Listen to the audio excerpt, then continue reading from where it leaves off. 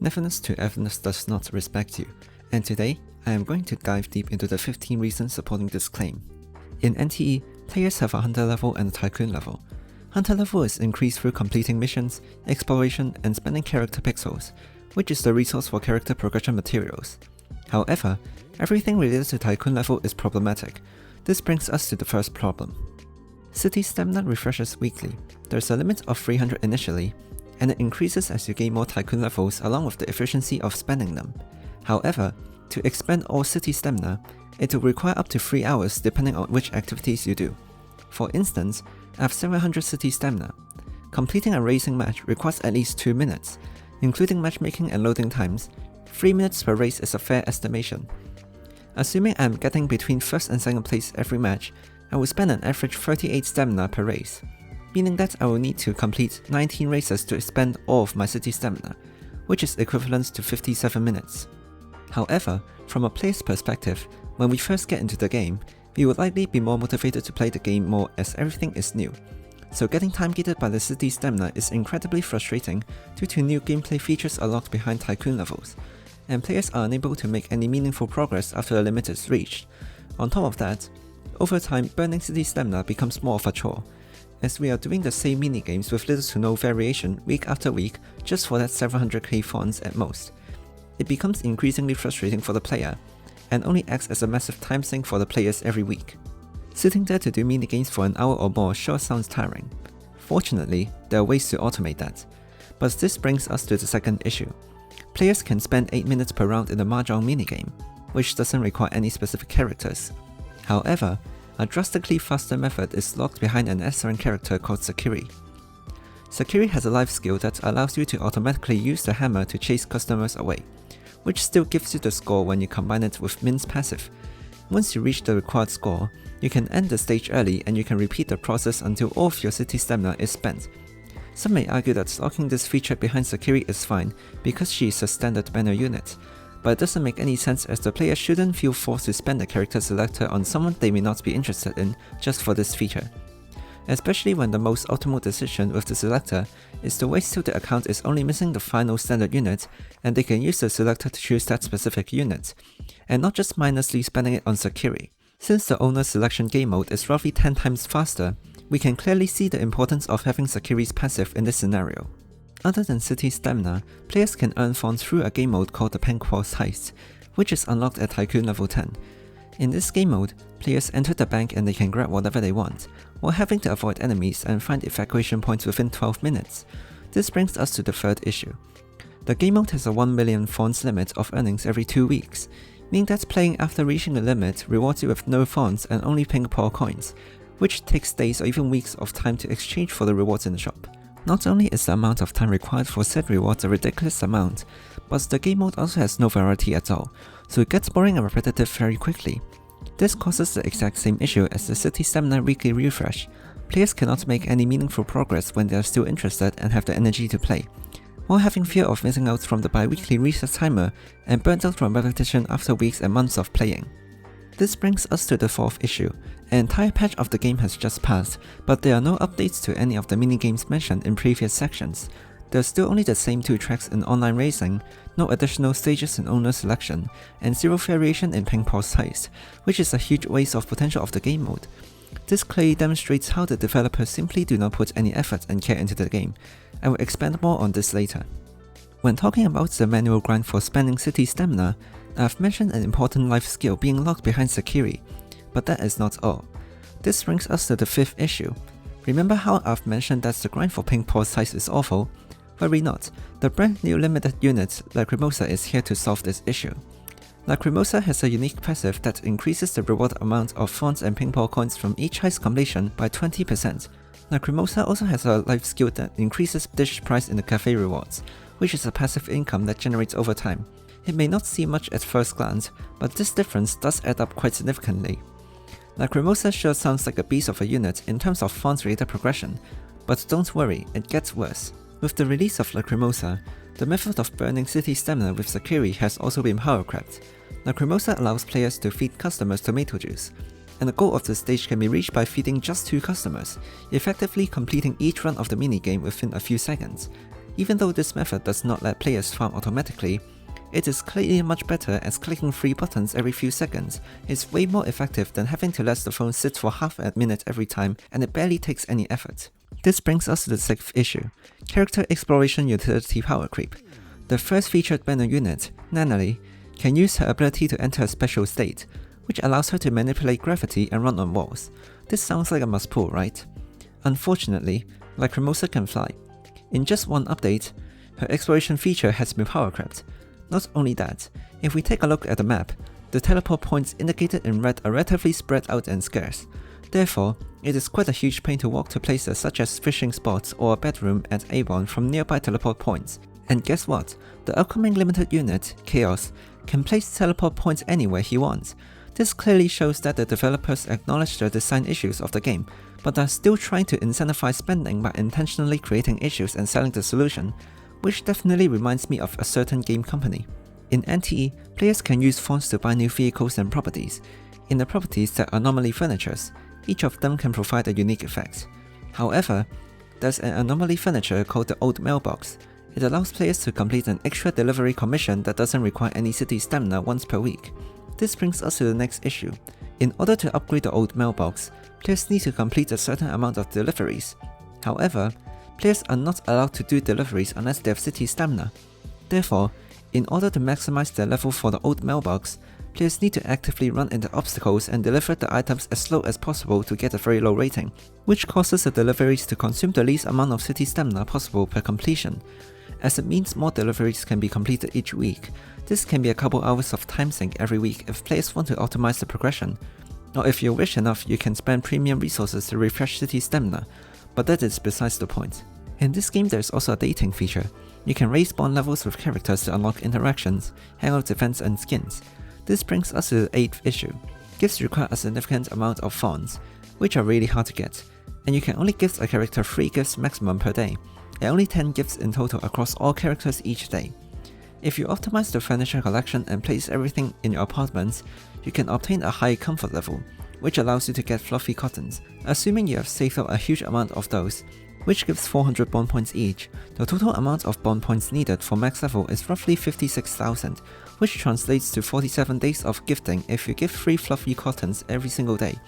This is a really frustrating and excessive time gate for a piece of free cosmetic, and this follows the design trend across the entire game as well. During the launch version livestream, the developers have announced to give players a free maxed out S-rank unit called Cheese. However, to get the base copy of Cheese, players must reach Tycoon level 18, which is a huge time investment. Personally, I don't really understand why did they not make the base unit available right at the beginning for players and only lock the copies behind the Tycoon levels. Now moving on to character progression, let's talk about the 9th issue, Beetle Coins. To level up anything related to characters, we need Beetle Coins. However, Beetle Coins are extremely scarce as there's no dedicated farming stage for them, and the only way to obtain more quickly is by buying them using fonts. Since fonts are also a heavily time-gated resource, and there are plenty of other important resources in the font shop, players are more incentivized to save up for items such as weapon pools, boss selection materials, Enolith and more. Therefore, Beetle Coins itself is a huge time gate that pressures players into spending fonts or money. However, the largest issue in the progression lies within the gearing system, which is the 10th issue in this video. The gear system in NTE is made up of cartridges and modules. From clearing a gear's farming stage, you can obtain a small amount of gold cartridges and some gold tokens, which can be used to buy modules. You can even select your own type of modules for a high amount of tokens. The modules are slotted into this puzzle grid, since players can preview all of the stats of the modules without leveling up, and the stats values are fixed. This is actually pretty player friendly. However, cartridges is the main issue as the pool of main stats is extremely diluted, meaning that it will take a significant amount of time before players can get a desirable piece of cartridge. Personally, I've spent weeks farming the Cosmo set cartridges and I've only gotten 2 decent pieces, which was an extremely frustrating experience, while other players have expressed similar feelings about this gearing system as well. In one of the earlier segments, I've talked about an issue with Pink Paws Heist and the lack of updates to minigames, which demonstrates how little efforts and care the developers put into the game. However, the low efforts from the developers was also evident in story presentation and cutscenes. Previously, AI assets could be found in the game, including the introductory cutscene for Pink Paws Heist, a movie wallpaper, and a story cutscene in one of the later chapters to name a few. However, in the most recent update, the storytelling has only gotten worse. Rigid animations, underwhelming effects, reused boss models, everything looks unnatural and out of place for what was supposed to be the climax of the chapter. And at the end of the story, the main character and his friends were supposed to escape from the enemies, but they went straight through the barrier separating them from the enemies, right into the enemies and disappeared awkwardly. This is extremely unlikely to be a mistake made by humans, and it only once again demonstrates how little efforts the developers are willing to put into their game. Apart from the lack of minigame updates and low quality story presentation, it is also evidence that an extremely low amount of effort was put into the events as well. In previous updates, there was only one limited event, which was City Patrol. In this event, players are required to go around the city and beat up groups of criminals daily for rewards. The gameplay is not entertaining, it is not challenging, and it is an attempt of getting players to spend time finding the criminals around the map. The developers did not create any new original content for this event, and in new version 1.1, there are slightly more events. However, there's only a small quest event for exploration of the new area, a login event, an event that requires players to find multiple locations of Lacrimosa hiding across the map, and a racing event. The event involving finding Lacrimosa is especially horrible given the fact that they are reusing the voice lines for multiple encounters, as multiple encounters show Lacrimosa in front of a vending machine, not being able to pack up all of the tomato juice into her suitcase. All of these instances share the exact same dialogue and voice lines. As for the racing event, it reuses the same track in the original racing game mode in version 1.0, but only adding new items to slightly alter the rules of the racing. This game mode itself is a massive time sink and it takes 5 minutes per round and about 23 matches if you win every time to obtain all of the rewards. Defense currency also has a limit and is time gated as well. The fact that the assets are reused and there's no variation once again demonstrates the lack of effort from the developers. There is also a new event called Bagel. It is basically a social media platform within the game itself. However, this also did not require the developers to create any original content. The trend of low-effort game design can also be seen in the new drip marketed units for version 1.2, where both characters are shown to be in relatively plain outfits, with Shinku featuring a simple white shirt and a very tiny pair of red shorts. It is pretty clear which type of players they are trying to appeal to. Older character designs like Hathor was also accused by certain players of copying Yishuan from Xenozone Zero, and there was also old footage of the main character's attack animations being an exact copy of Shanglia from Wuthering Waves. Other than that, none of the character designs really stand out. It seems like most people do feel the same way, but it is ultimately subjective. So I am not going to comment more than how this is more proof of how the developers are not putting in any effort. The next issue is with the design of vehicle skins. There are rare vehicle skins that can be obtained from character banners. For instance, the current banner Lacrimosa has a chance to drop Lacrimosa themed skin for the Pendragon, which is the most expensive vehicle in the game. Unfortunately, if you got lucky with the skin, but you don't have 12 million fonts to buy the Pendragon, the skin is completely useless. The same goes for skins of other characters, such as Nanali's M1000 skin and Hotori's Blizzard V4 skin.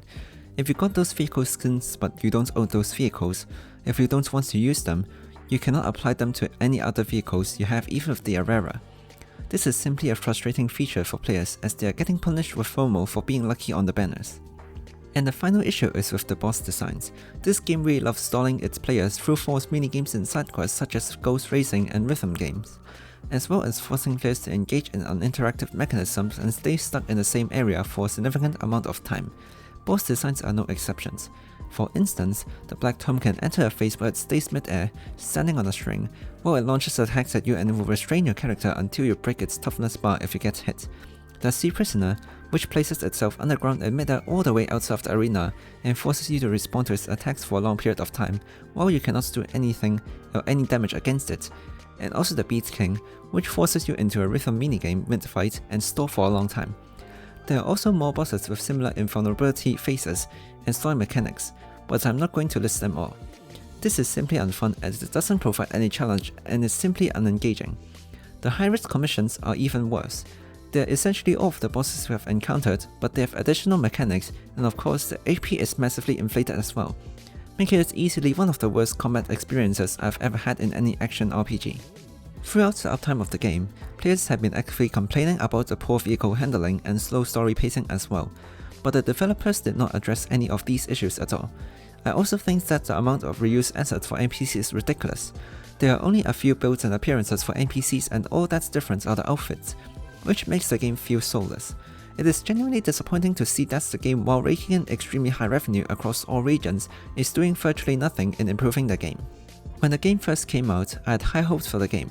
The developers promised a lot, the game tries to tap into a wide range of elements, but it all turns out to be underwhelming and disappointing.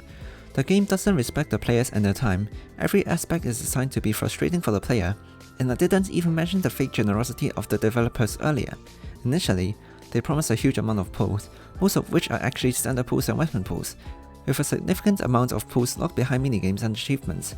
However, those rewards are all one time, and if we take a look at the pull income just from version 1.1 alone, players don't even have enough to reach soft pity once on the limited banner, which makes me worried as the game incentivizes players to pull for characters for the quality of life features, while not giving anywhere close to enough.